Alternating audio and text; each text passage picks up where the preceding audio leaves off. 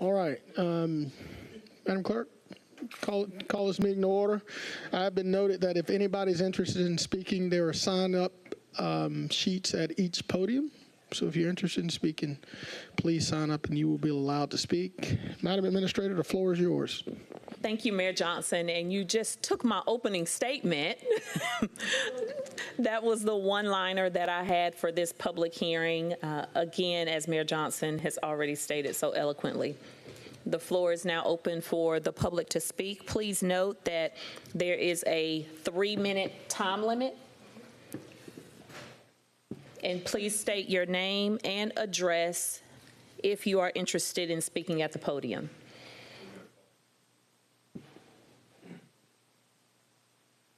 No, when they come up to speak, they then have to sign in on the listing.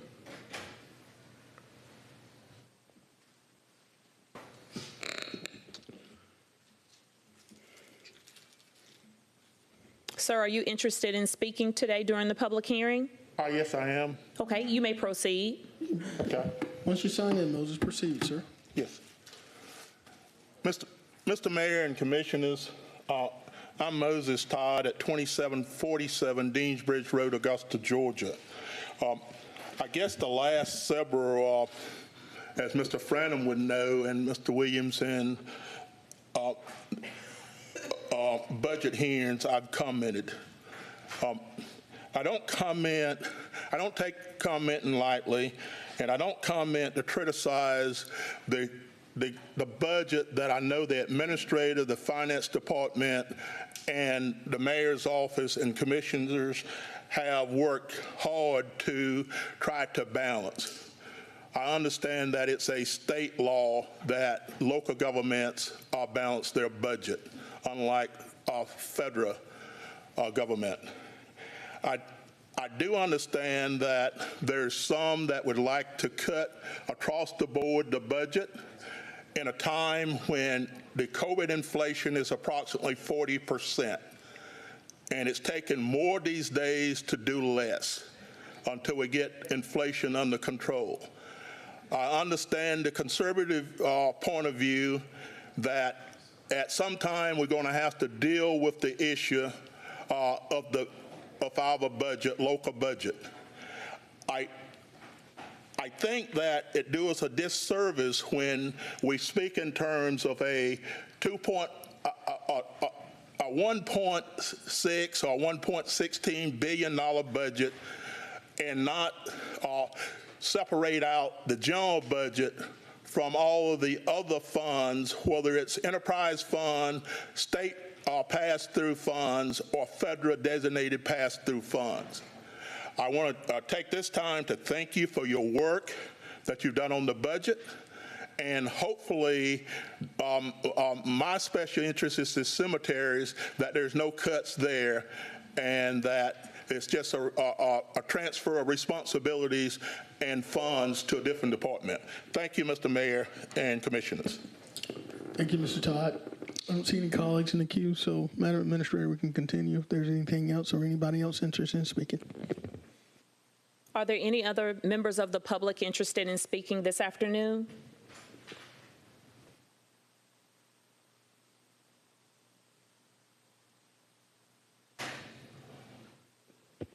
Ma'am, would you like to speak? This is the public hearing for our FY24 budget. Would you like to speak? We did. We went to sign up. That's what we've been trying to sign up. Okay. Well, we can see you at this podium here. Okay.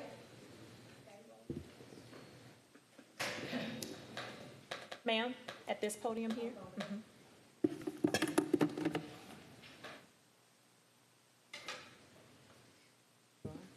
And you can just make sure you state your name and your address Okay. for the record.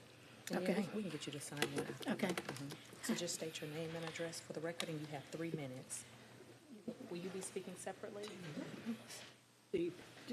I'm sorry, Thomasine Deere, 117 Kings Chapel Court. And I'm here today with concerns with maybe a possible cut in the budget for cemeteries. And the fact that the lack of care has been so poor lately in the past few years, it's very concerning. I did contact my commissioner, and he said there was a possibility they could be cut, that RCCI may be doing more at the cemetery, and I'd like to know what more will they be doing. Also, it concerns me, since it is a perpetual care cemetery, what's happened to the perpetual care money? Where is, from the years since Augusta took over doing the service or maintenance down there? So those are my questions. If someone could provide me with those answers, I'd appreciate it. Thank you, ma'am, so much. I see the commissioner in the fifth. It's in the queue. Commissioner Williams, the floor is yours, sir. Yes. Good morning. Good afternoon. So when you say cut, you mean cut money or give them more money? I understand that there may be a cut in the funds that's allocated, and I just don't think that it needs to be cut because the services aren't there. I mean, we need to do more for the cemeteries. It's been deplorable. I got you. And, go ahead. I'm sorry. No, that's okay. Go ahead. No, I was just going to say that all of us are pretty much saying the same thing, that the care needs to be brought up to standard, and so we're behind them. Thank you. You're asking questions that we're asking at the same time. So Okay. we're all walking down the same street on the same side of the street, stopping at the same stop signs or what have you. But that's one of our goals, to get that care up. But not making an excuse for them. You get that rainy season, and they're trying to keep up with the different cemeteries and parks and what have you. They roll over the grass and leave the grass everywhere, and it looks like they've been there but left all the tools where they were. So we're all on the same track. Well, excuse me, I can say that the section that we have last year was only cut one time in over a year. My husband and I have tried to take care of it, and unfortunately we can't right now anymore. But it was not cut for over a year. The only time it was cut was when they had the cleanup day and the church group came in and they did cut it. So it had been over a year, and that's not just this year. Yeah, well, I'm not sure where you stay, but call the commissioner. And I think he's sick of me. No, I'm not. Can I speak on this? sure, go ahead. Thank you. Thank you, Commissioner Williams. So if I can get the administrator to speak on this, I sent Ms. Deere your spreadsheet as well as the budget yesterday. And as it stated, your recommendation in cemeteries dropped by $390,000. And based on the spreadsheet that, I mean, if you want to come look at it, you can look at it. But I thought it was reallocation of resources, and that's what I wasn't able to get her the answer yesterday with all, but I just wanted, and here it is right here. It's just that spreadsheet that you said, cemeteries 390. If you can explain to her, because I didn't get the chance to get, so I guess it's not a cut, it's just a movement of money, and explain that. I'd greatly appreciate it. That's right, Commissioner, and thank you for relaying that information to our citizen. Yes, if you do recall, previously our Parks and Recreation Department managed the cemeteries, and they had staff allocated for that purpose. Because in January of this year, we made the decision to isolate cemetery maintenance for RCCI, to where RCCI would be able to take their certified officers to the cemeteries on a regular basis. So I will be speaking to you about the cemetery that was cut once throughout the year. But the intent was to be able to have those RCCI officers take those inmates to those cemeteries on a regular basis to have a isolated force there consistently. Because we moved those resources, that's the difference of one line item decreasing, and you would have noticed an increase in another line item. But no, the budget to cemeteries has not been cut. So will RCCI continue cutting? Yes, ma'am. RCCI will continue cutting, and because this was our first year in trying this program, we've made some enhancements to it that we will be deploying in our next growing season, because as of now, grass is lying in its dormant state. But for the next growing season, we have met with the warden, who has come up with alternatives to get the job done at a more robust rate than what you've seen for this year. So please stay tuned. And I would also like to point out that we have received some accolades regarding the service in some of our cemeteries, but it does ebb and flow, but we are continuing to work to ensure that the maintenance is on a consistent level.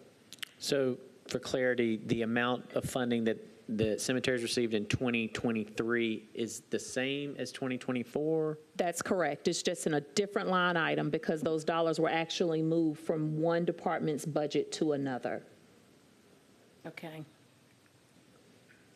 I'm going to say that for 7 years, I have now documented with photographs, pictures, images of the terrible condition of the cemetery, the grass and all. So this isn't something that's just occurred last year. It's been a number of years. And I just think it's time that something is done. It is a perpetual care cemetery. And I know that there evidently are no more perpetual care funds other than what's allocated through here, as far as I know. Before you leave, I would like to get your contact information Okay. so we could stay in contact. And for the record, is there a specific cemetery in which you're referencing? Magnolia. Okay, thank you. Thank you. Thank you, Ms. Deere. Thank you, ma'am. Is there anyone else interested in speaking at this budget hearing?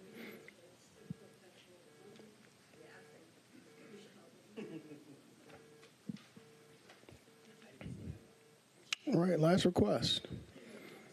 Can I follow up Mayor- on that? Yes, Just sir. for clarity, the perpetual fund, speak on that. Is it done? Is there no fund? Like, where is the status of that? Because I don't know if we necessarily answered that question. Donna Williams, our finance director, can speak concerning the perpetual care fund. Okay, the funds that originated from perpetual care are segregated into a separate fund, and they are behind your tab showing all your funds. It's almost the very last fund on there. It's fund number 791. We were discussing, because we weren't prepared to answer this, I'm not quite sure of the residual amount of money in there. It is very small. The expenditures are budgeted from that fund at about $30,000 a year, with the majority of maintenance expenditures coming out of the general fund, simply because that, it's a one-time payment and it lasts, forever. The obligation is forever, but the revenue stream is just one time. But I will look that up as soon as we get back upstairs, and I'll provide the information so that everybody can have it. Will they always be perpetual funds cemeteries, or does it end? Never ending. The wording is perpetual, that Yeah, you were just that there's supposed no to take, funds. and the idea, this was done years and years and years and years ago under the former city. So those funds moved over. They were small, and the majority of the expenses of the care were not able to be made from that fund even back then. Does are all of them perpetual? All cemeteries? Or is there, like you said, segregated, like is there some that are, some that I aren't? believe they are, and I'm even going back into the history of some of this. I believe some of the sites, some of the individual grave sites had the option to elect when that individual was interred, that they could select just the interment fee or pay an additional fee for perpetual care. But I would really have to do some digging, because that's not my common knowledge. I understand. Thank you. Commissioner, that request for information will be included in the packet of overall information I'll be sending to the body in advance of our budget hearing next week, Thursday. Are there any other members of the public that would like to speak today in regards to the recommended FY24 budget? Mayor Johnson, I hear none, and we have no further comments. Thank you, Madam Administrator. Madam Clerk, hearing no other further interest in speaking, I close this budget meeting out. Thank you so much.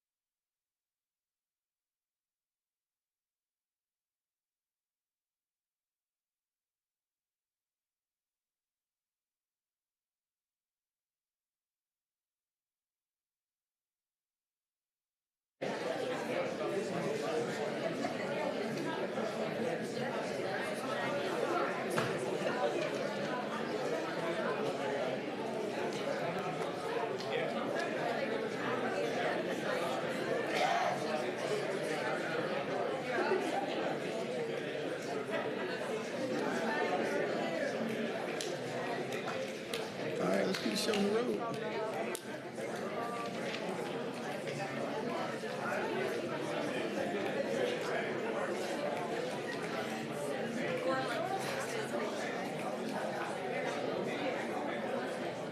Show on the road.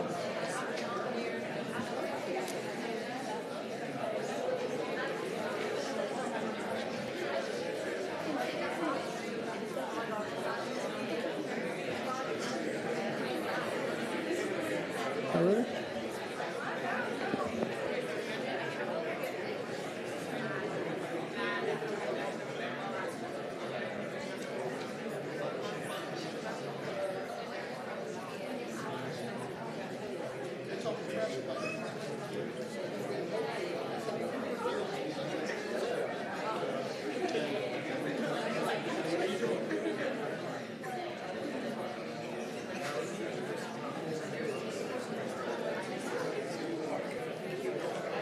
Ready? Good afternoon, ladies and gentlemen. Good afternoon. Before I call this meeting to order, don't forget today is November 7th. Very important voting day. So if you haven't exercised your right, please do so. Call your family, friends, everybody you know, and that we have a very important initiative on our ballot for Richmond County. So please go vote and exercise your right. Madam Clerk, with that being said, I call this meeting to order. Thank you, sir. At this time, we will ask Reverend Melvin Ivy, pastor of the Greater St. John Baptist Church, to please come forward and present us with our invocation. And we will ask Mr. Dan Funch if he would please stand and lead us in the Pledge of Allegiance. Thank you. If you would, please stand. Let us pray. Father, we thank you now for this day that you have blessed us with. We thank you for this time that you have set aside to take care of the business of the city of Augusta, Georgia. And in the midst of this time, Father, we thank you for the clerk and her staff who diligently keep the records accurately and with integrity. We lift them up before you, Father, that you continue to endow them with your power. We lift up our mayor, Father, that you will continue to use him as your vessel to help transform Augusta, Georgia, to a city that sits on the hill. We thank you, Father, for these commissioners who have chosen service over self to come and to represent the citizens of Augusta, Richmond County. Remind them of who they are and to whom they belong. Help them to understand that every decision that they make will not only represent them, but it will represent you, and that the decisions that they make will represent the entire city of Augusta, Georgia. We thank you, Father, for the attorney and the administrator as they perform their duties, that you keep them in your care. And Father, keep them lifted up so that they will perform their duties with integrity and confidence. We pray, Father, for those who have assembled in this chamber, but not only this chamber, but here in the city of Augusta, Richmond County. We ask, Father, that we not become so selfish that we forget about the least of these. We understand that when one make it, we all make it. And when one suffers, we all suffer. It is our prayer, Father, that we will come together as a collective body and that Augusta, Georgia will be that jewel that we all desire her to be, that businesses will come and bring quality jobs to this city, that the citizens of Augusta, Georgia and the surrounding area will gladly come and bring their resources. So, Father, we thank you today and we praise your name. Father, for it is in the name of Jesus the Christ that we pray. Amen. Amen. I pledge allegiance to the flag of the United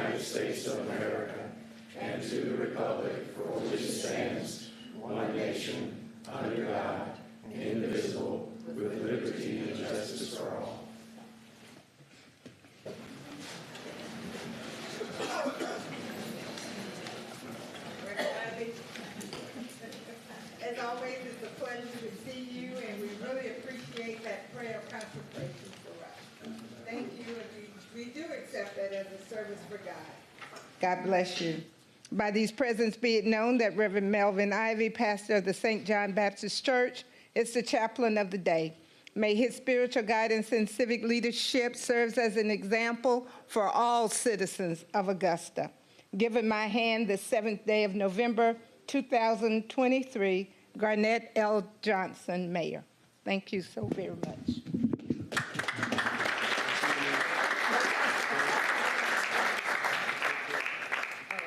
Reverend Ivy, thank you so much for that prayer, sir, and thank you for your work and commitment to this community. Madam Clerk, let's continue.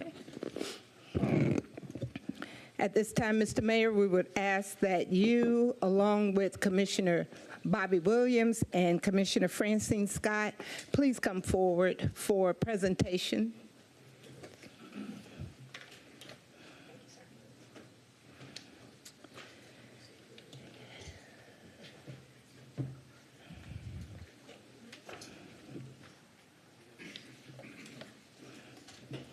Okay. Principal Dennis McBride Jr., would you please come forward and join the mayor and commissioners up front here? Thank you. Thank you.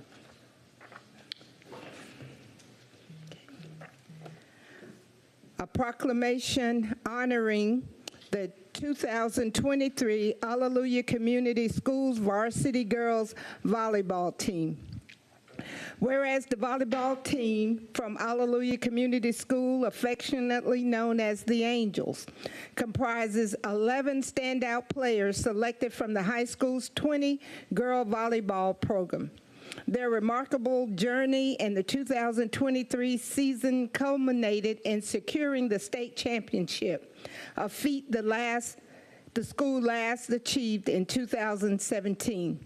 Their impressive season was highlighted by victories over larger 5A and 6A public schools, demonstrating their exceptional skill and tenacity.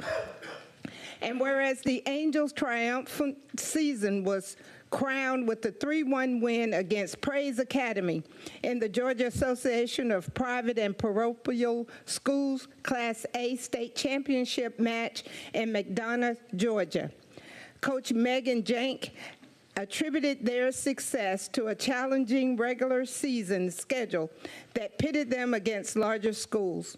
This strategy was instrumental in preparing the team for the high-stakes environment of the state championship. And whereas the team's depth was showcased through their significant contributions from players across various grades, they delivered outstanding performances which were crucial to the team's victories. Their path to the championship was marked by dominant 3-set victories over Virtus Academy and Habersham School in the quarterfinals and semifinals, respectively. And whereas the championship's final points scored through a senior-to-senior pass symbolized the team's unity and was a fitting culmination to the season. This victory was particularly meaningful as it serves as redemption against Praise Academy, who had defeated the Angels in the previous year's state final. The Angels' story in the 2023 season is a narrative of resilience, teamwork, and determination, securing Alleluia Community Schools' place in Georgia high school volleyball history. And now, therefore, I, Garnett L. Johnson, Mayor of the City of Augusta, do hereby proclaim November 7th, 2023 as Alleluia Community School Girls Volleyball Team Day in Augusta, Georgia, and urge all citizens to recognize and applaud the efforts and achievements of this phenomenal team. In witness thereof, I have set my hand and caused the seal of Augusta, Georgia, to be affixed this 7th day of November, 2023. Congratulations.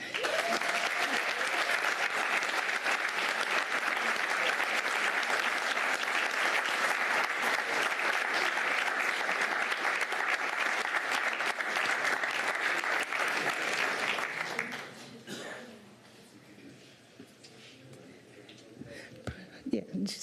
At this time, we will ask Mr. Dan Booth, the sports director from Channel WRDW Sports Director, who will give our roll call of the team roster. Dan? I just need to say congratulations again, because this is an awesome accomplishment. And to provide a little bit more context to kind of what we were talking about a second ago, the competition throughout the season definitely helped this team grow and put them in a position to win and do everything they accomplished. And when it comes to the schools they played, Evans, Grovetown, Augusta Prep, Harlem, Midland Valley, Lakeside, Greenbrier, ARC, and Aquinas. These are all bigger schools that have a track record of having a lot of success in volleyball. So it says a lot about what this team was able to accomplish this year. And from the looks of it, looks like we only have 3 seniors on this year's roster as well, which means that we might be able to expect a little bit more in the future. So it's awesome to say the least. So let's get it going. We have Tess Samaha.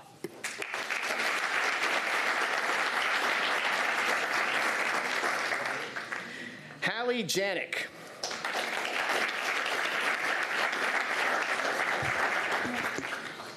Reese Janik.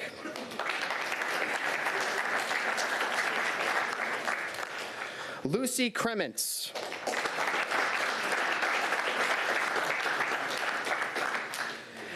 Elizabeth Allmeter.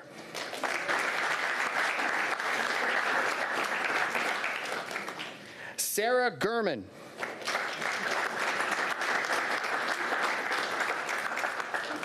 Anna Gurman.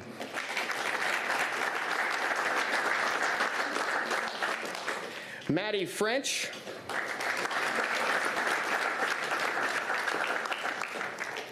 Allie McBride.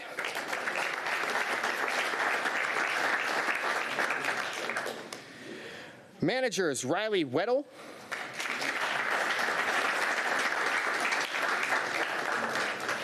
And Lily Gurman.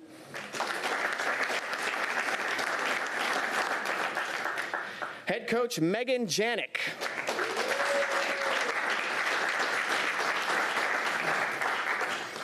And assistant coaches, Molly Samaha.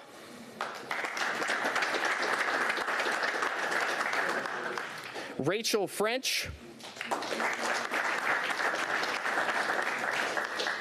And Lauren Finnegan.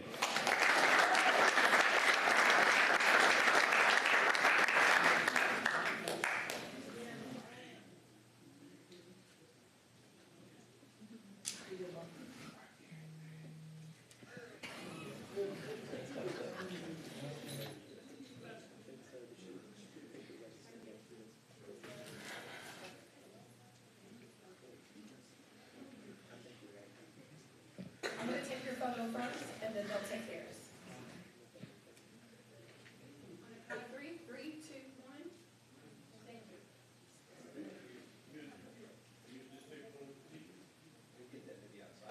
Let the meeting go on.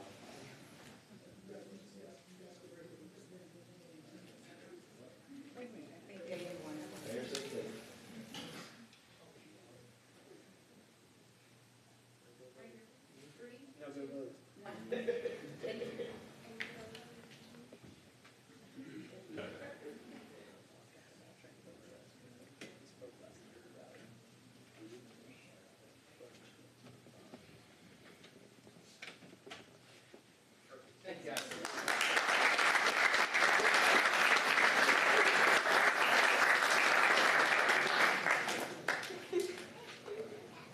Ladies, congratulations again. We're expecting big things for next year, as we only have 2 graduating seniors.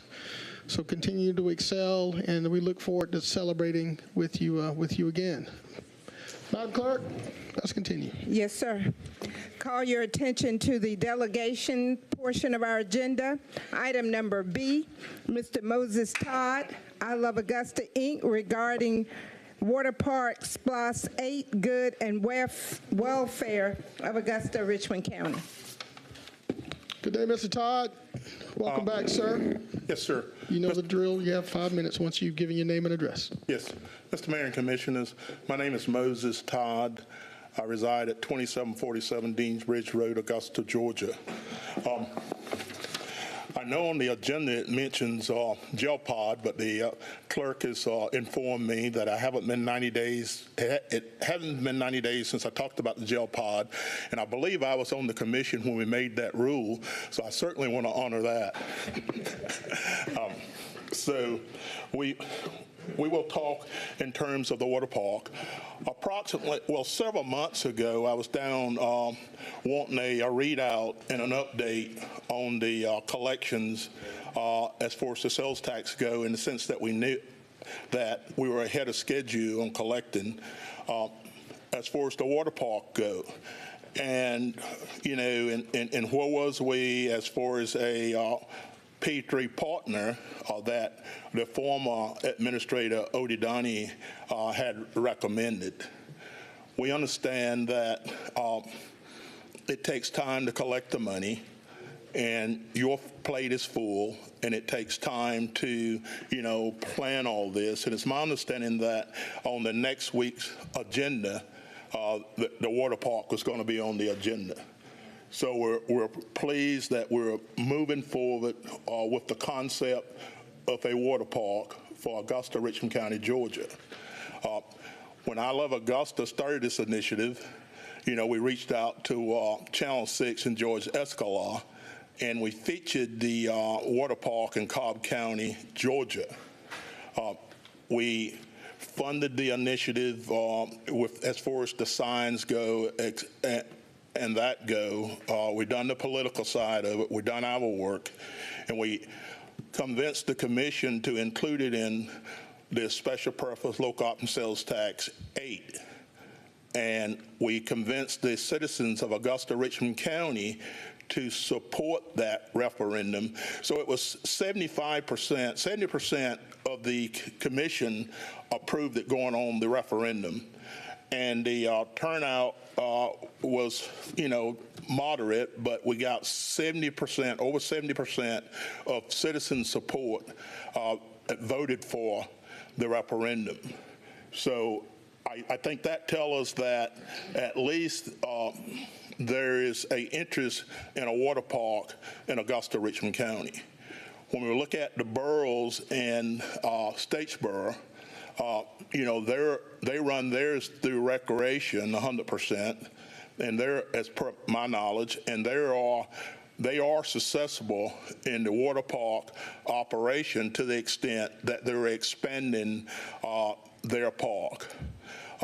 We don't anticipate being in, you know, a water park the size of in the boroughs to start with. We understand this will be done in phases.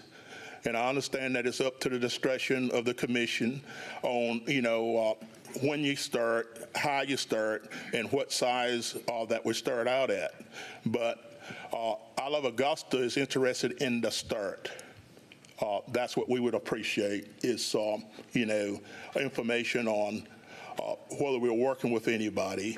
I've communicated with Deputy Administrator Charles Jackson as far as some entities out there by Googling that's interested in partner possibility. I don't want to call out or name any NGOs around town, but there's a couple of NGOs that's also said that they're interested in possibly P3 partnership. I know that we can do this, so please let's get it done. The other item I had on the agenda was good and welfare of Augusta, Richmond County. And I'll wind up by saying, you know, we have enough negative things that happen in society in general. Whether we're speaking of Augusta, Georgia, or Chicago, Illinois, or Salt Lake City, Utah. And those communities don't tear down their government, their community, or their leadership. And I think it's important for our citizens, as far as the good and welfare of Augusta, Richmond County go, and especially as far as I Love Augusta go, to build up and try to lift up our leadership. Like Reverend Ivory prayed that, we have leadership by integrity.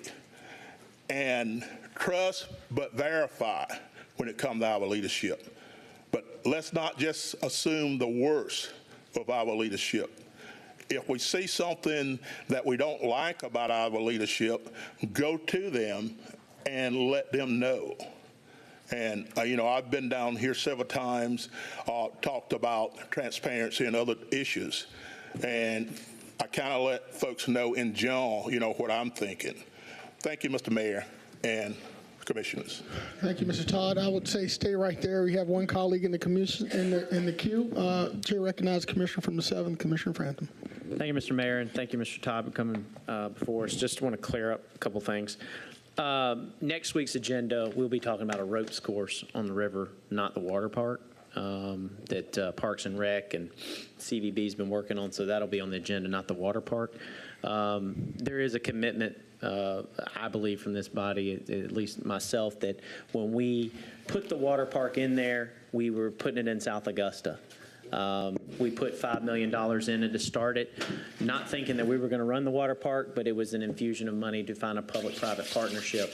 And I still today believe that's where it's going. I wouldn't support anything else. Us running a water park is just not in the cards, not something we need to be doing. But I will tell you that myself, we're going to have that discussion, and we'll probably have that discussion in 2024 just because we're running out of time. We only have 2 meetings left, and I just don't see that that'll happen over the next 4 weeks that we meet. But I believe we're committed to the water park, committed to the discussion, and making sure that the voters, you named it, that the voters 70% approved SPLOST. That means this body put together a pretty good package, and that was one of the things that was in there. And we committed to South Augusta when I said it multiple times in the media that we committed to South Augusta for that project. And I believe that Diamond Lakes would be a good fit with that in that area.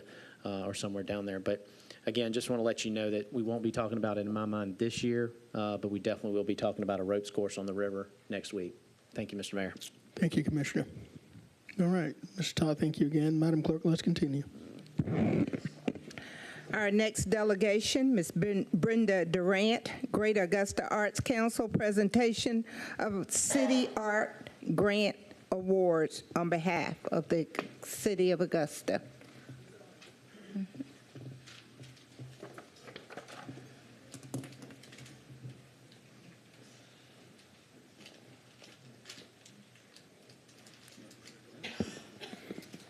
Madam, how are you?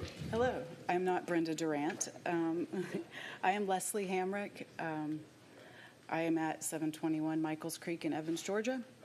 And I am a community volunteer, a member of the Greater Augusta Arts Council Board, and a local artist. I had the honor to serve as the chair of the City Arts Grant Review Panel this year, and we had excellent submissions.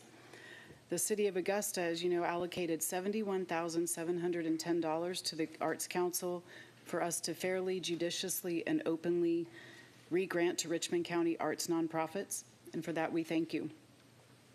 Through a strong relationship with the Community Foundation for the CSRA, the Arts Council was allowed to run this year's City Arts Grants through the Community Foundation's Advanced Grant Platform, which made for an easier application process for our arts organizations and an easier review process for the panel members.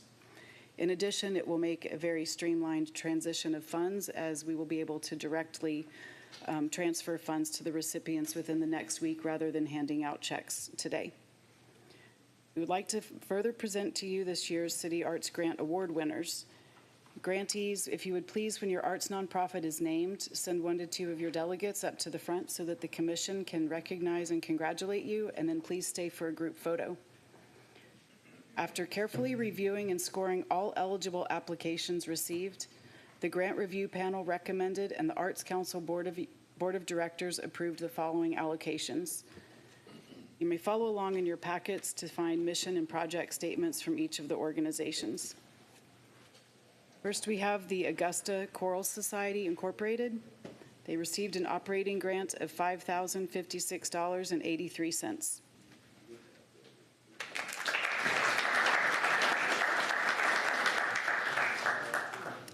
Next, we have the Augusta Concert Band, a project grant in the amount of $2,222.08.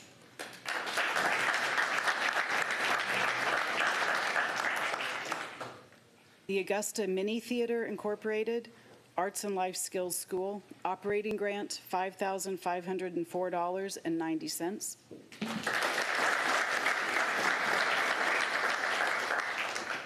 The Augusta Symphony Incorporated, operating grant $6,145.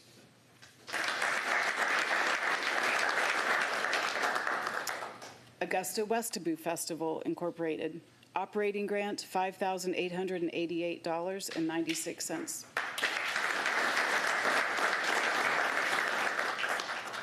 The Colton Ballet Company, operating grant $5,824.95.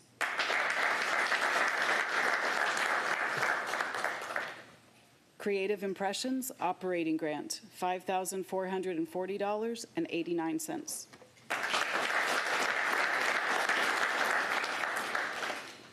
The Gertrude Herbert Institute of Art Incorporated, operating grant $5,952.97. The Imperial Community Theater Incorporated, project grant $3,932.07.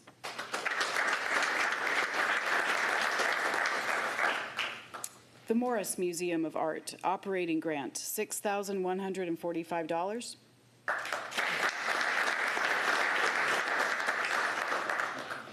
The Augusta Chorale of Georgia, operating grant $5,248.86.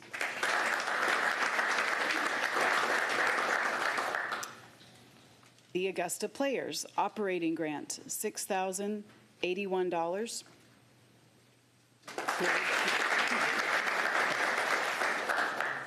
The Jesse Norman School of the Arts Incorporated, operating grant $6,209.01. And Tuesdays Music Live Incorporated, operating grant $2,057.48.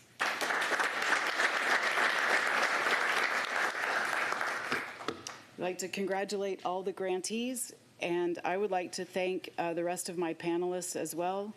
Melvin Brown, Daniel Evans, Matthew Frazier, Pam Jackson, Marcia Loda, Laura Rollins, Lasima Turman, and Mickey Williford. And as always, the Arts Council Executive Director, Brenda Durant, and Pax Bobrow, our project manager. Thank you.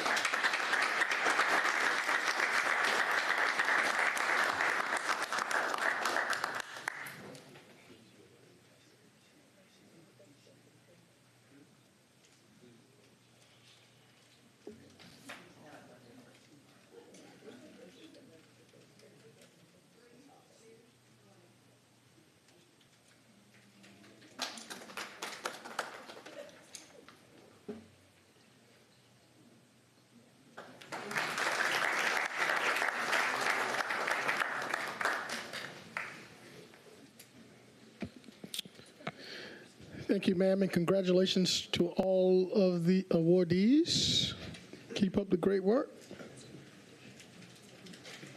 Thank you guys for being here.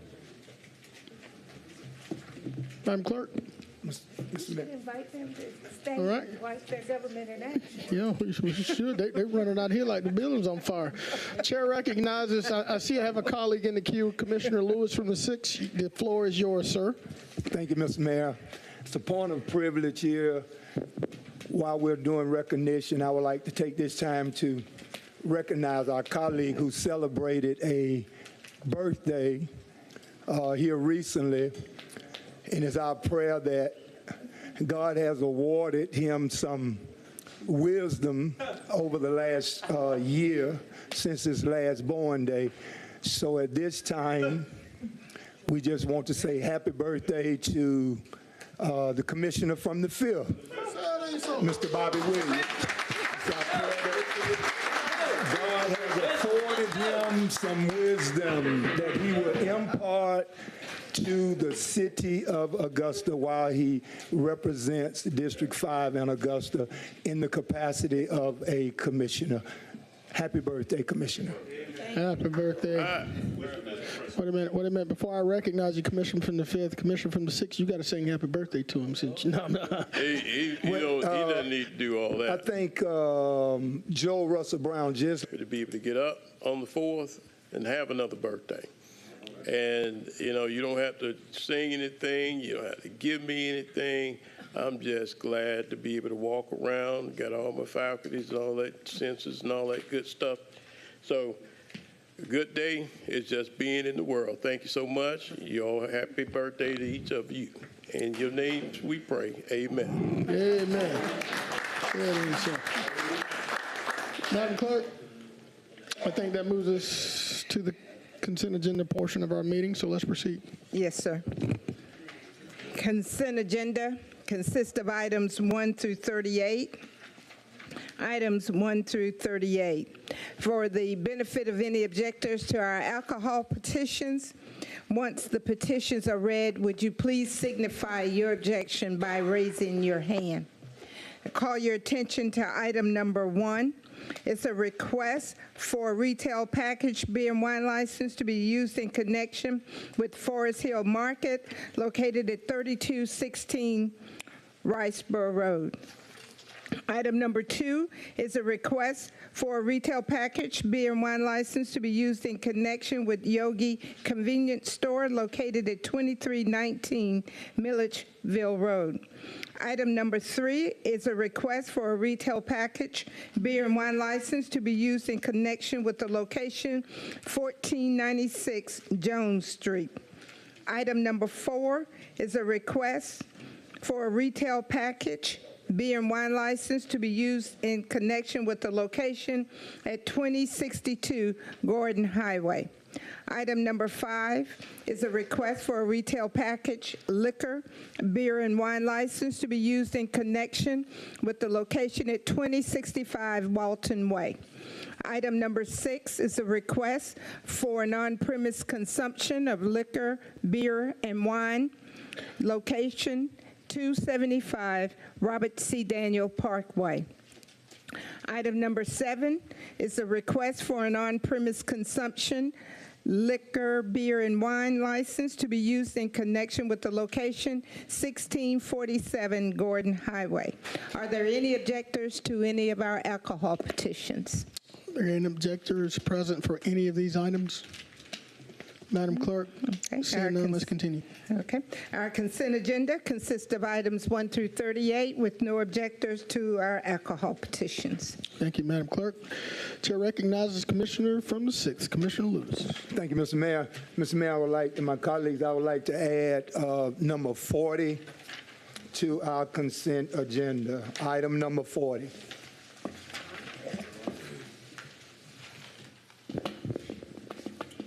All right, I don't see any objections to that. All right, Chair recognizes Commissioner from the 5th, Commissioner Williams.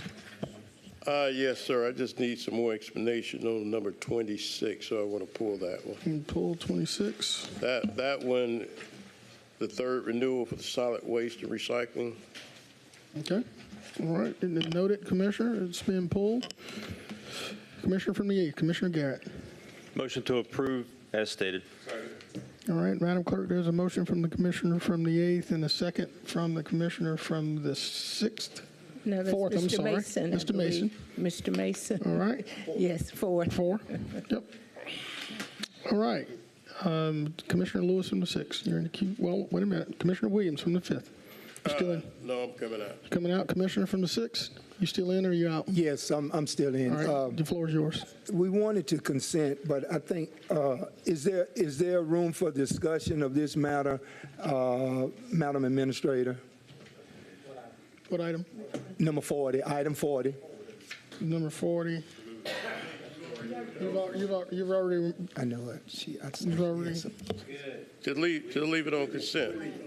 Leave it on the consent. Yeah, leave it on consent? yeah. All right. All right. So we're not, okay, all right, so leaving it on consent. All right, Madam Clerk, there's a motion and there's a second. Seeing no further colleagues in the queue, we're ready to vote.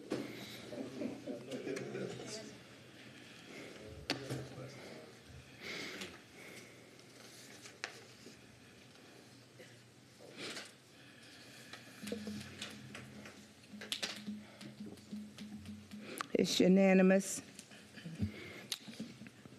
All right, very good. Madam Clerk, we go top to bottom. Okay.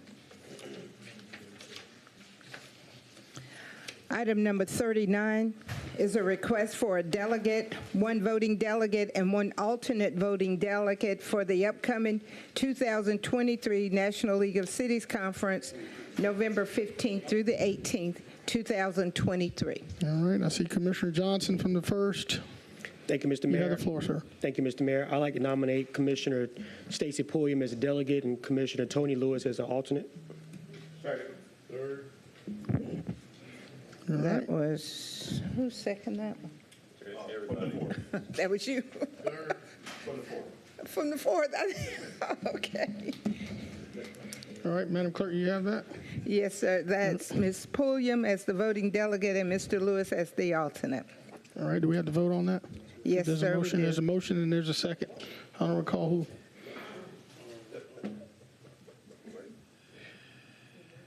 Are we prepared to vote? Yes, sir. All right, let's vote.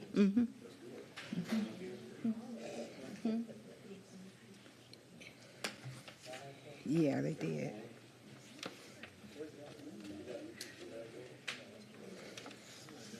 It's unanimous. All right, Madam, let's move forward. Didn't we Well, vote to pull 26? Yes, sir. We're Okay. going back. We're going back, okay. Yeah. We got it. All right. All right. I was trying to get some of the lightweights out. All right, let's move forward then, Madam Clerk. It's your discretion. Item number 41, consider request by Mr. Patrick Fistel regarding the refund of taxes for the Garden City Rescue Mission on Fenwick Street.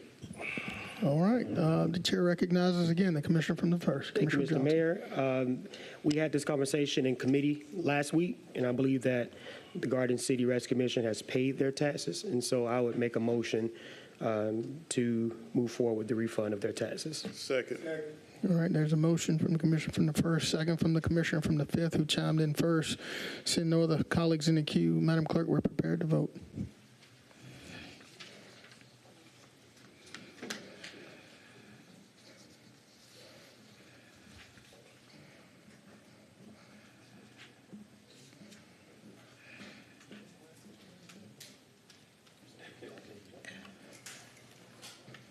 It's unanimous. Thank you, Madam Clerk, let's continue. Okay. We'll head back to 26. Is he here? Yes, ma'am, we can. Can. Let's go You to want 26 to? first. Yeah, let's go to Yeah, 26 we only, first. yeah, one or the other, 42. Yeah, let's do 26 first. Okay, all right. Item 26, motion to approve and authorize the third renewal of the solid waste and recycle front load services agreement with Coastal Waste and Recycling of Georgia, Inc., Orion Waste, Inland Waste Solutions. All right, Commissioner from the fifth, you're in the queue. You have the floor, sir. Yes, sir. I see Dr. Malik over there. I just want some clarity. I know we were talking about renewing contracts. We were talking about giving somebody more money. We were talking about consolidating contracts. And just tell me, what is this right now? Are we doing, are both companies going to be on the same contract? How long is this contract? Good afternoon. This is a separate contract from the residential waste collection contract. This contract is to serve the city facilities in few areas where there's a limited access. Okay. Yeah, it's a completely different contract, and it's a 5-year contract with built-in renewals for 2 years. So the current renewal is expiring on December 31st, and this is the next renewal for 2 more years. There are around 116 locations, and they provide the containers, not the carts, Yeah. Okay, so I'm trying to get some clarity in my head. So who was planning to drop us and how were we supposed to fix that? Somebody was planning to drop us. You're saying waste management? So that was a residential contract, Zone 1, which Waste Management opted not to go with the renewal. So we are in the process of procuring a new contract. So that is under evaluation right now, and hopefully we'll bring it back to this body soon. We do have a 6 months transition period built in the current contract. So the services still will be provided, even we may not be able to execute the contract by end of the year. So we do have that provision and already been executed. And this body approved, I believe, last meeting, that transition extension for 6 months. So what I'm worried about is coming soon. Okay. Yeah. I motion to approve. Second. All right, there's a motion from the Commissioner from the 5th, second from Commissioner Garrett. Commissioner from the 5th, you still in the queue? You good, sir? I'm good. All right. Madam Clerk, we're prepared to vote.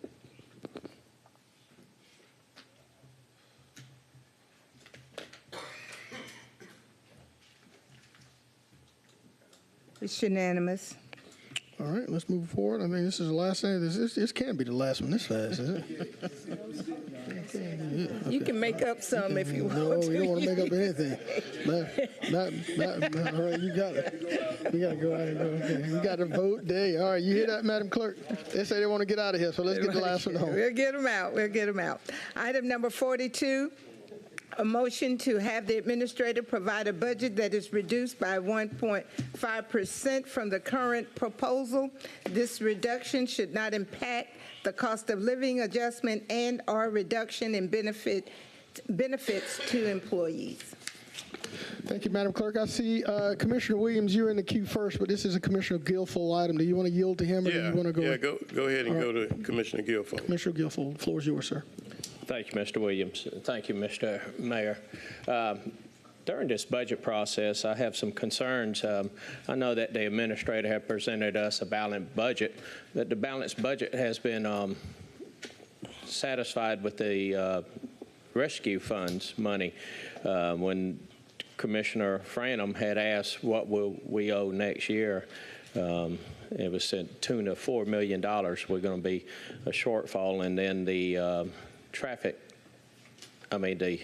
street lights is going to be an issue because that has been satisfied with the rescue money as well. I don't want to get into next year's budget time, and then we're going to have to face the music of where we're going to find the funding from. And if the administrator feels satisfied that we won't have to raise taxes next year, we don't have a shortfall coming in for the 2026 budget or 2025 budget, I'll put this down, put this agenda item down, but I don't foresee that, because one thing I've found out about a government is the more money we take in, the more money we spend. If we were focusing on services that benefits the citizens, I would agree that we're doing the best we can. We've got a lot of infrastructure that needs to be addressed. I think that if we focus on the moving ahead 2 years, focus on the next splosh to make sure that we take care of our engineering group so we could show the citizens. But I'm just concerned about the budget for next year, that we're going to have a shortfall, but the administrator feels confident. I don't believe that sales tax is going to satisfy what we've seen in the right size of plan. I just don't foresee that, because that's a volatile market right now. It's a lot easier. It don't have to be 1.5%. It could be less. But all I know, I do not want to step into next year and then we face with a shortfall, because that's something that we could handle now. It's a minute amount out of a $1 billion budget. It's $200 million out of the general fund. But it's great for discussion to bring this up, and hopefully we'll have a motion at the end of this that we could delegate the administrator to come back or reduce the budget by whatever percent we, as a body, 9 others plus the mayor, could come up with. So I'll yield to Mr. Williams, that was kind enough to yield to me. Yes, sir. Commissioner Williams, the floor is yours, sir. Yes, sir. I think that we're giving the administrator signals that are not good, signals that are conflicting. You yourself, Mr. Guilfoyle, you asked for $300,000 for the Canal Authority. I asked for $300,000 for the library. We asked to bring the Mock Academy up to $300,000. We've got other people, the administrator knows, are asking for more money. I talked with the recreation director. He said that, they're pulling money from one part of his budget to put over in another part of his budget or what have you. So in one sense, we're asking her to cut. In the other sense, we're asking for more money. I've been on the commission now about 5 years, going on about 5 years. Every year we rolled back taxes. I think a couple of years we had a rate that was going to be less than the previous year's rate, but was not the rollback, but we didn't go with that. We went back with rollback.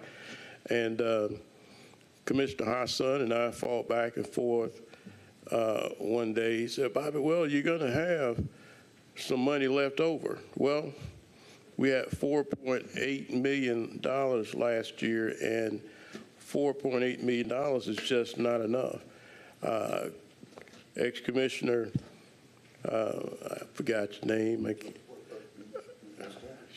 Moses Todd, just said that post-pandemic, we're running 40% inflation, which means that even if we were to cut, inflation's gonna eat us up. I just think right now is not the right time to look at this. We're looking at situations where we just continue to ask for money and then we want her to cut. I just don't think that she can do both of them. I don't think that this is the time. Someone else may have something different. Thank you. Thank you, Commissioner Williams. Chair recognizes Commissioner from the 8th, Commissioner Garrett. Thank you, Mayor. This question is for either the administrator or our finance director, he's sitting out there. In regards to this request from Commissioner Guilfoyle, what kind of dollar figure are we looking at if we do try to cut 1.5%? Assuming that he is speaking concerning the general fund, that would be $1.8 million. Okay. And in regards to the shortfall that we're anticipating next year, it's hard to take into account what sales tax collections and all that will be as well. But I know that there are some things that we have covered with the American Rescue Plan, and I think some of that will come to an end as well. As we're looking towards this, what do you foresee as one of our biggest challenges facing the budget next year? Commissioner, you said next year. Is it safe to think FY25? Yes. Yes. Yeah, FY25. Okay. The largest expenditure that Augusta will have to account for FY25 that is currently supported by ARP dollars will be the supplemental salaries for the Augusta Fire Department and part-time employees. If you recall, the administrator's recommended budget already accounts for the supplemental salaries being paid to full-time employees, excluding the Augusta Fire Department. And how much is that for the fire department and the part-time? For the fire department and part-time will be a little less than $3 million. All right. I think that is the end of my questions currently, but Ms. Williams, do you want to correct that? No, I was just asking, the fire is about 2? two. Okay. I don't have a part-time number. I wasn't prepared. Sorry. The figures I quoted added the two together. Thank you, ma'am.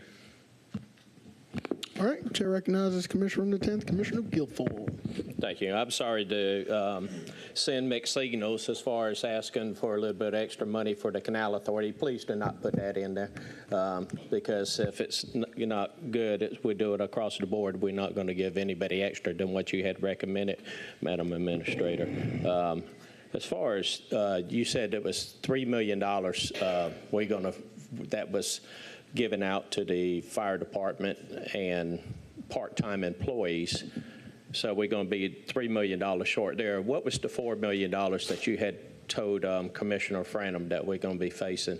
Sure. There are some additional expenditures that are currently supported by ARP, which includes the demolition services, as I've communicated to this body for the past 2 years, have not been funded. They have been paid for out of ARP, as well as there are a couple of positions that have been slated that are paid currently out of ARP. So the total amount would be about $4 million, as I communicated during our last budget session.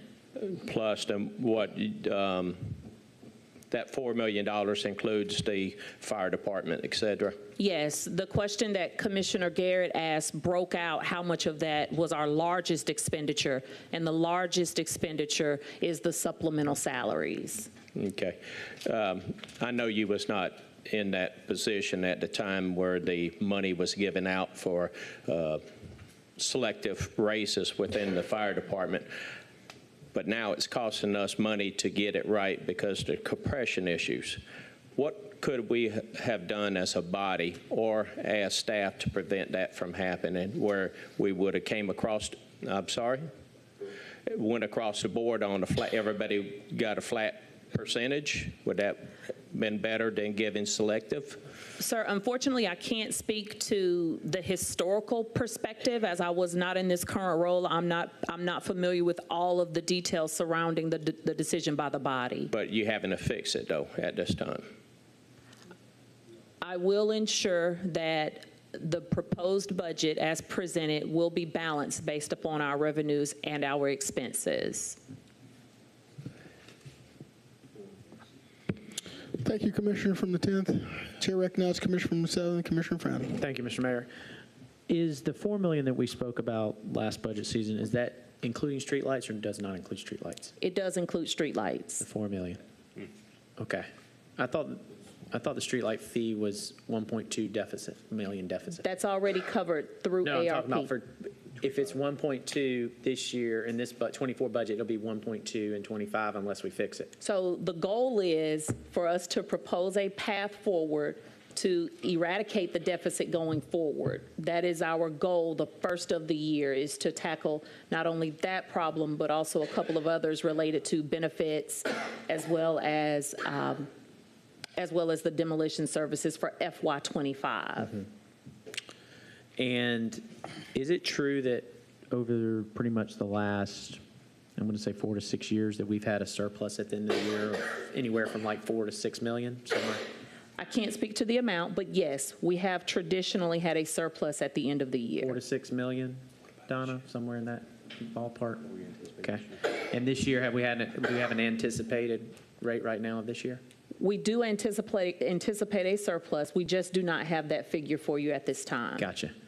Well, I think my concern is that if we don't have this discussion and frankly do something, I don't know what we can do to lessen the blow, but by not doing anything, it's going to have tougher conversations in the 2025 budget next year.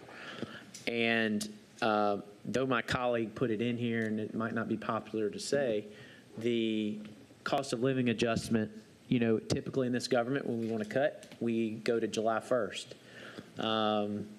I sent an email and stated, and that's about a $500,000 savings just to change it 6 months on the cost of living, I think is what Tim sent me. I think that we got to do something. I guess my question to the administrator is, does this body have to approve something today for you to bring it back to the budget session? Or are we going to continue to have the conversation at the budget meeting on the 15th?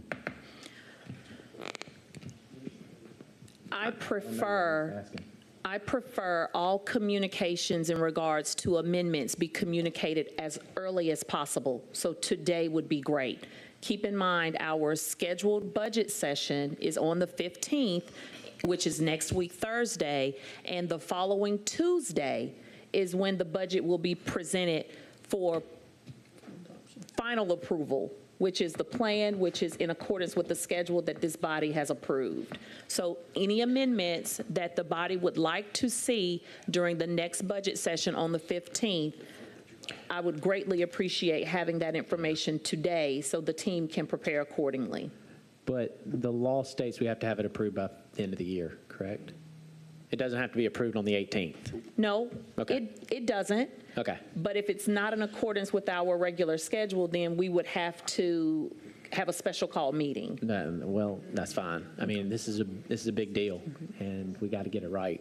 And I don't think it should be rushed on a decision of this magnitude, just because of what we foresee of the fire department supplemental salaries, the demo services, the streetlights. I mean, there's just other things that are concerning. And you know, we talk about if we cut, we're going to hurt services. I don't believe that. I think that's just a tactic that we're going to say for however you want to say it. I think that there's certain areas that there's entities within this government that have been getting money or have just recently getting money.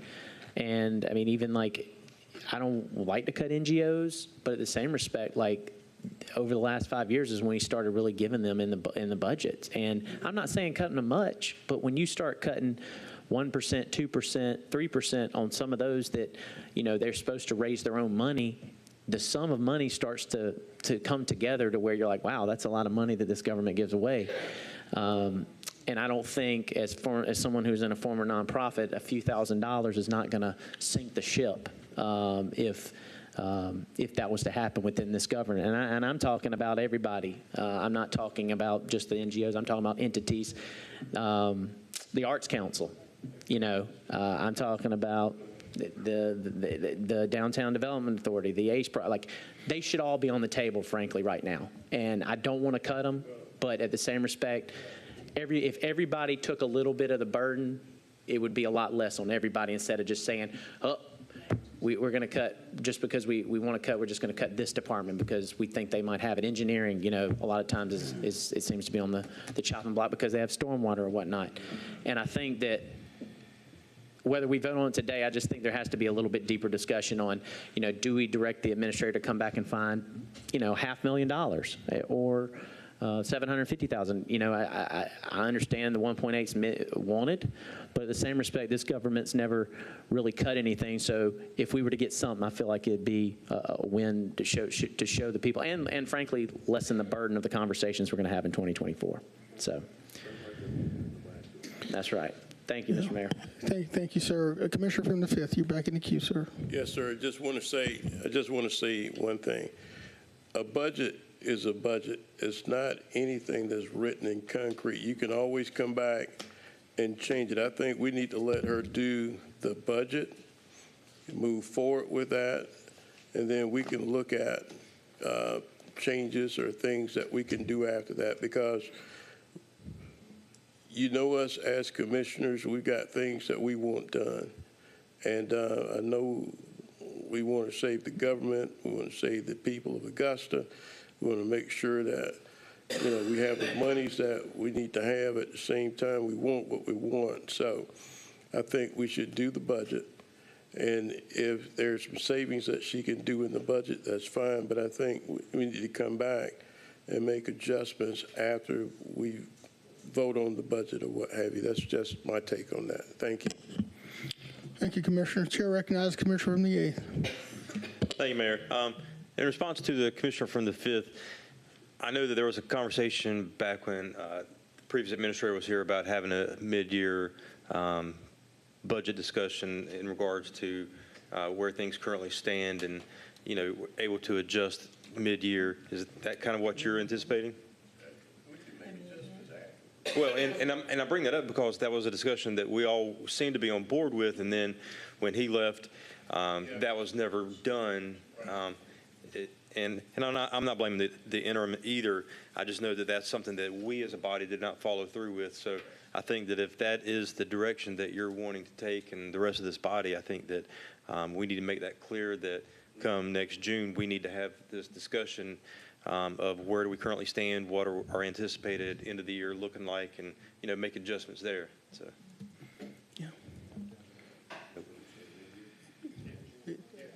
Mid-June, somebody want to put that in motion? You got to put that in place. Commissioner Guilfoyle, in looking at your request, 1.5% is not a big ask for a government of this size. So in our personal budgets, as you know, when times are tough, you tighten your belt buckle. We got to treat these government dollars the same way. 1.5% is not a huge ask. But the task the administrator with that will be tough. Madam Administrator, I just have a question. As we have budget discussions with department directors, is there ever a discussion about creating cuts within their department or efficiencies, or allowing them to present an opportunity to save some money? Yes, absolutely. That is always at the forefront of the discussion, in addition to assessing what they are requesting above and beyond what they have received for this current budget year. We also ask for cuts. And even as far as balancing the budget, we've had to go back in and have isolated conversations with departments to cut even further. So to even get to the point that you saw at the original presentation of the administrator's recommended budget, it did include some budget cuts. Gotcha. All right. 1.5% is not a huge ask, Commissioner. It's not for the size of this government. Chair recognizes the Commissioner from the 7th. Just as a follow-up on Commissioner Bobby Williams' point about mid-year, these entities that are within our budget, how do they receive their dollars quarterly, annually? Like, because they're going to budget and say, oh, the city's giving me X amount of dollars, but then in July we're going to say, oh, no, by the way, we're taking back 3% of your money. I don't see how that's going to work. So how do those people get their money? Ms. Williams, can you please respond to this?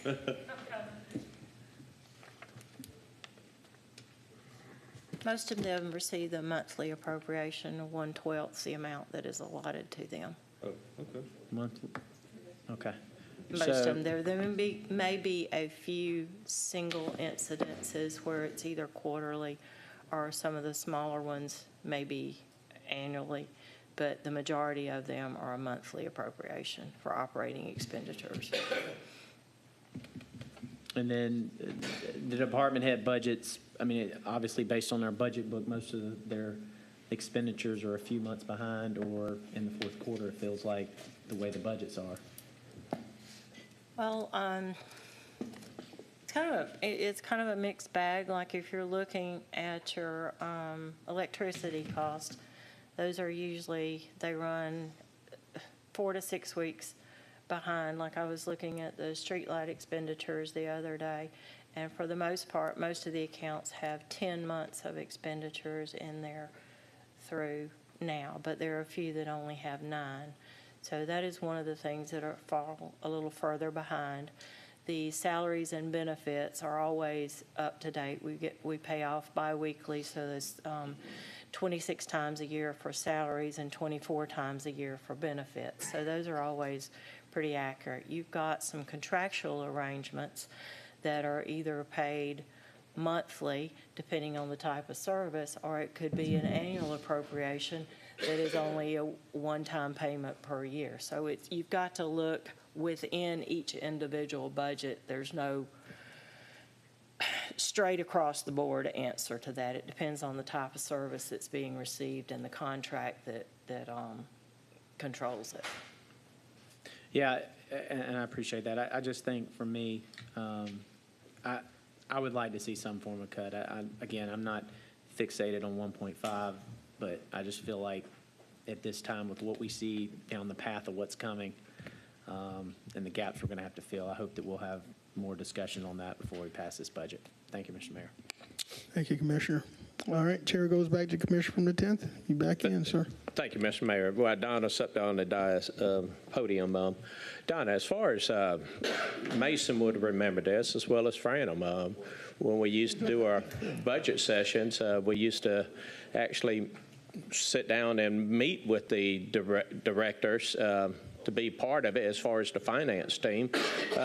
What happened with that? Because from talking with my colleagues, I don't think it's been happening for years. What changed? Well, at one point. I can't hear you. At one point, I've been here so long, we've done it so many different ways. There were some open sessions that were actually open to the public, that That's right. the directors would come in. At various points, it was, I don't know where those sessions were quite as productive as a one-on-one in-depth discussion with each individual department head. We kind of moved toward that as the administrator, as the budget officer, became the driving force behind and their responsibility to present the budget. The budget session now, the way it's, because the commission is no longer involved, it's not like what we did at Augusta College, was it? Where it was like speed dating, where everybody only had like 5 minutes to spend with each director, and you really can't get the gist of what the needs and wants and what the department can do and cannot do. Is what I mean. The allotment now, I would like to go back as part of as the vice chair, and we got the chairman of the finance, Mr. Johnson. I would like to get back, hopefully next year, that we could actually be part of the finance team to be part of the budget session. I think that would be good to have. But as far as the time that's spent with the directors during this budget time, if they had ample time to meet with the administrator, you? Yes, sir, we were available. The administrator set up, through her office, set up time slots for each individual department. Most of them ran past the allotted time, especially with the bigger departments. But yes, sir, and if we couldn't get it covered that day, there was certainly the opportunity to have more discussion. A lot of it, was kind of a back and forth. There would be things that would come up during those sessions that we would have to ask for some additional information. It was, back and forth several different times. I'm just trying to get an understanding of how this session works now.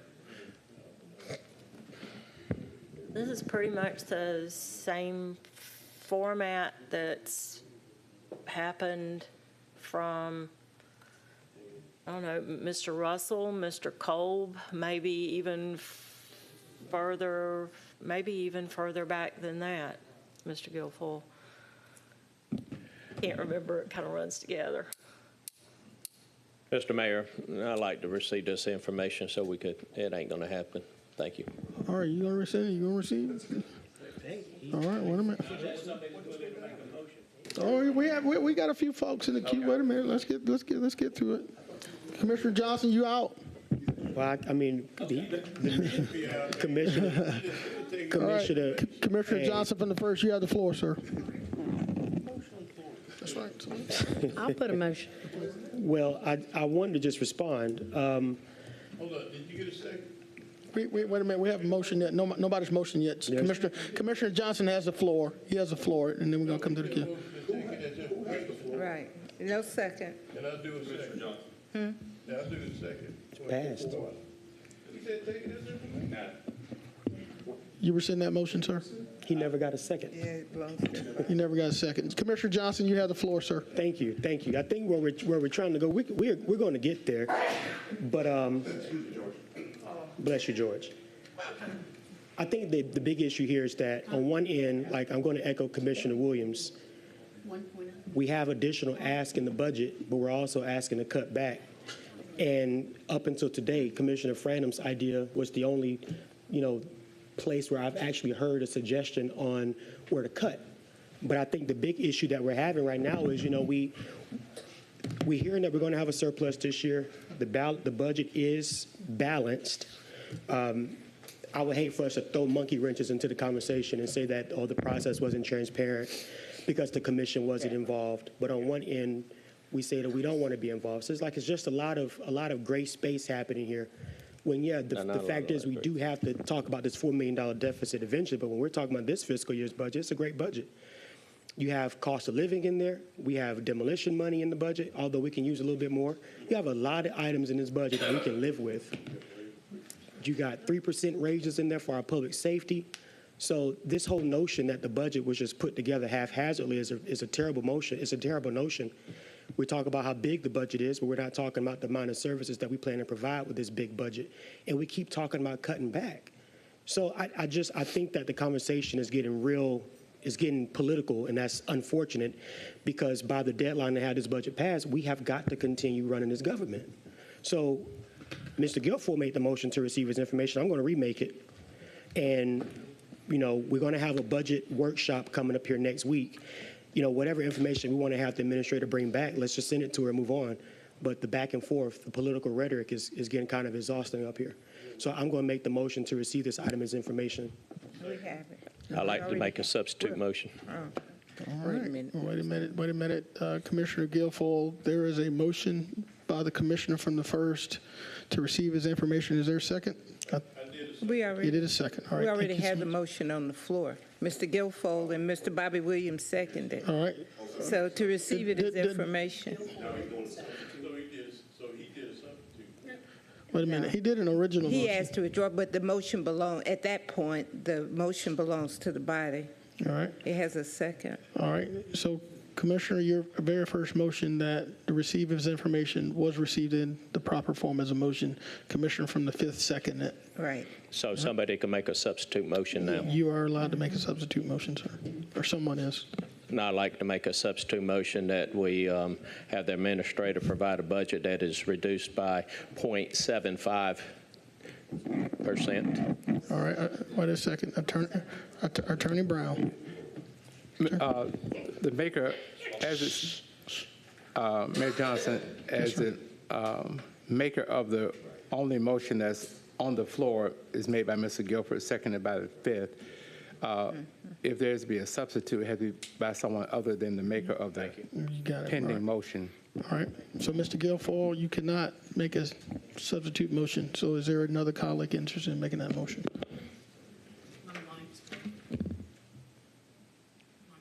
All right, let me. Okay, thank you. We hear you, Commissioner. We hear you. Are you? Yes, since Commissioner Guilfoyle can't make that motion, I'll go ahead and do the substitute motion to a 1.0%. 0.75. Oh, well, I'm looking at my screen. It says 1.5. Please hold on. No. Okay. 0.715. No, my screen's showing 1.5 here, y'all, so, no, I was going to do half of this percent that I got on my screen. Point of order, Mr. Mayor. Yes, sir. Please state your point. The point is that there's not a real clear plan or clear understanding of what this ask is.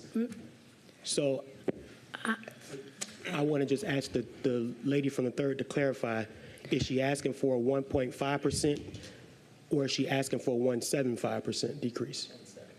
0.75%, taking this motion and putting instead 0.75%. So it's essentially cutting it in half? Is that correct? That's correct. All right. Second. All right. So the commissioner from the 3rd has put in a motion to cut the ask in half to 0.75, and it's seconded by the commissioner from who chimed in first. Additional point of order, Mr. Mayor, point of clarity. Guilfoyle seconded. All right. Guilfoyle seconded. All right. Commissioner from the 1st, please state your point. Thank you, sir. The point of clarity is this, from all funds? Is this being cut from a specific fund? Are we talking nonprofits? Are we talking ARP? Where are we talking about cutting? I'm going to add Commissioner Guilfoyle, since this is your motion and you put it in, can you add clarity to the commissioner from the first, please? Okay. The administrators to author this budget. Commissioner from the 10th, I think the clarity has to come from the commissioner from the 3rd. Okay. All right. Which I just did, correct, Mr. Mayor? All right. Please add clarity as to where the cuts are going to become from commissioner from the 3rd. I'm going to say this. I'm going to go ahead and just let the administrator, can I pull my motion, please, my substitute? No, ma'am, it belongs to the body at this point. Okay. Yeah, it belongs to the That's body. fine. All right. All right. But Leave as is. all right. So the commissioner from the 1st is still asking for a point of clarity as to I'll let the parliamentarian. where. The question on but the point of clarity that I'm asking for is, okay, we just said 175. We got that clear, right? We didn't get a second. We didn't get a. 0.75. Point whatever, 0.75, whatever. But my question is, where are we asking for these cuts to come from? They're caucusing, so maybe we should give them a moment to figure it out.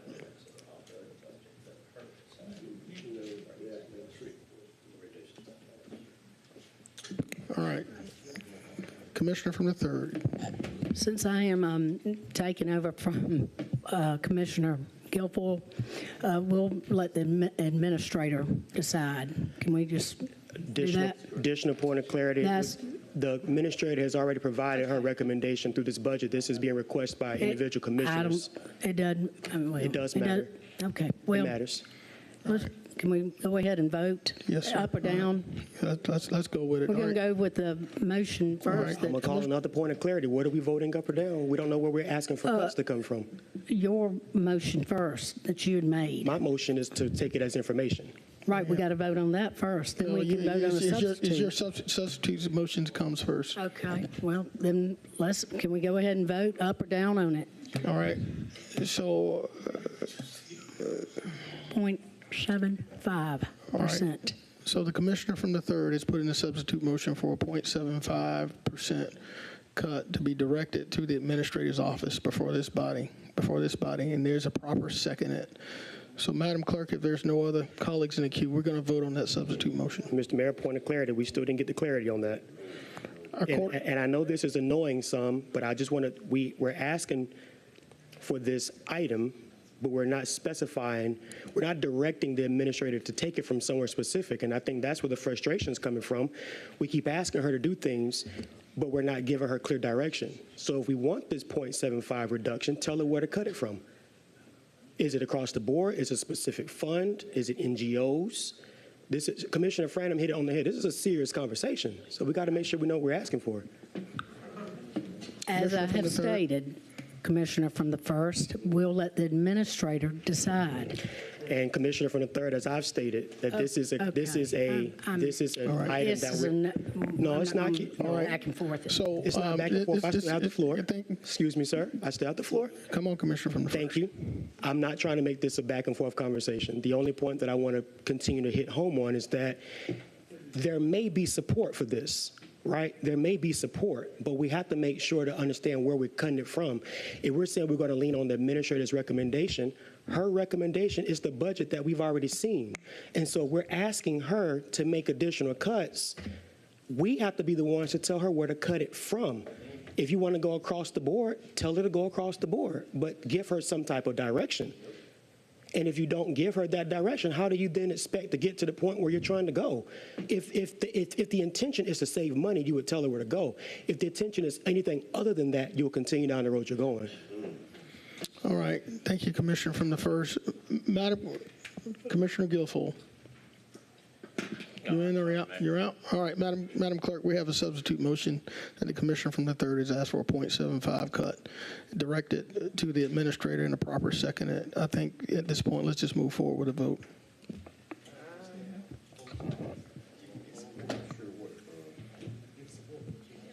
All right, colleagues, are we voting? You voted?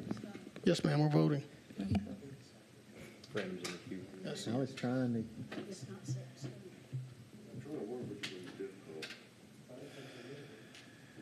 I was trying to say something about it.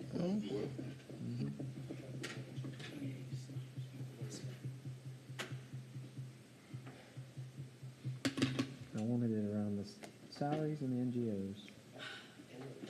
President. I'll get you. All right. You're voting present, sir? Yes. No vote, okay. Go ahead. That motion fails 4-5-1 with Ms. McKnight voting yes, Mr. Franham voting yes, Mr. Garrett voting yes, Mr. Guilfoyle voting yes. Voting no, Mr. Johnson, Ms. Pulliam, Mr. Bobby Williams, Mr. Tony Lewis, and Ms. Francine Scott, and Commissioner Mason voting present. All right. All right, we have the motion to receive as information from the commissioner from the 1st with a proper second. Commissioner from the 7th, I see you in the queue, sir. Are you in and out before we vote? I think we have to I just vote. want clarity when you do it after the vote. Let's do it after the vote. Let me say, that All right. first motion we had to receive his information is the one, Mr. Johnson didn't get a second on that one. We already had one. He did get a second. We already had one. Mr. Guilfoyle and Mr. Bobby Williams' motion was the first motion to receive his information. So there's no other items. Well, sure, we can have 5 or 6. Attorney Brown, parliamentarian, can we, on that motion? Yeah. You may now take the main motion. All right. To receive his information. So the main motion is to receive his information. All right. Let's move forward. Madam Clerk, let's vote. Commissioner from the 7th say he would chime in after this vote.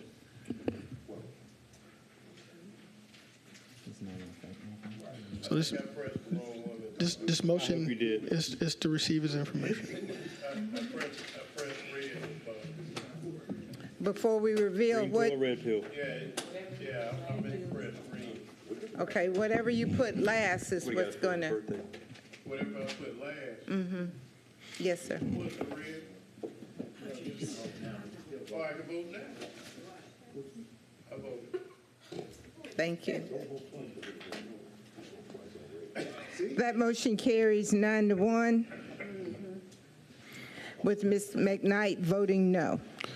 All right, Commissioner from the 7th, before we close this out, you have the floor, sir. And, Thank you.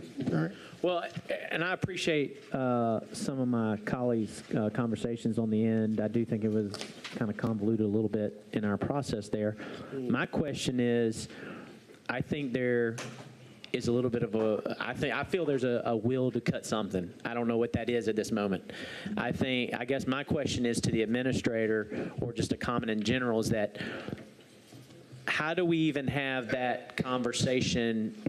Are we just going to have to put this on the agenda in 2 weeks on the 18th? The budget won't pass on the 18th, or because I believe there's a will to cut something. I really do. I feel the energy up here to cut something. I don't know what that is. I believe it ought to be the 3%. I believe it ought to be some NGOs, and then some other things that maybe you can find. But that's the main. Those are the big nuggets that I think that we could find money for.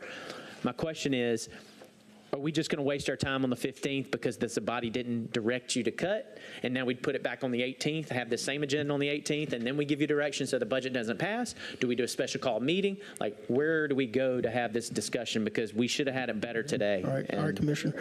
All right, but before I allow the Commissioner from the 5th to come in, I just want to remind this body that we've asked you to submit questions to the clerk. So make sure that before this next budget session, we don't call these department directors and ask them questions regarding very, very intricate information without at least giving them the opportunity to prepare. So if there are questions, they need to be submitted to the clerk of the commission or the administrator.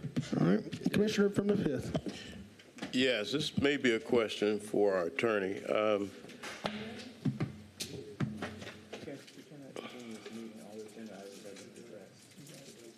So I can't get my answer either? All right.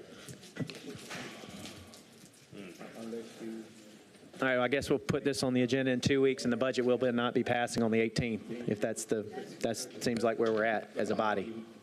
So whatever we need to do to make sure that it doesn't pass on the All right, 18th. well, I've been advised that this meeting is formally over. Before we close out, I want to give a reminder to everybody in virtual land, it's voting day. Go vote, go vote, go vote. Madam Clerk, this meeting's hereby closed. According to the attorney, we have to close out.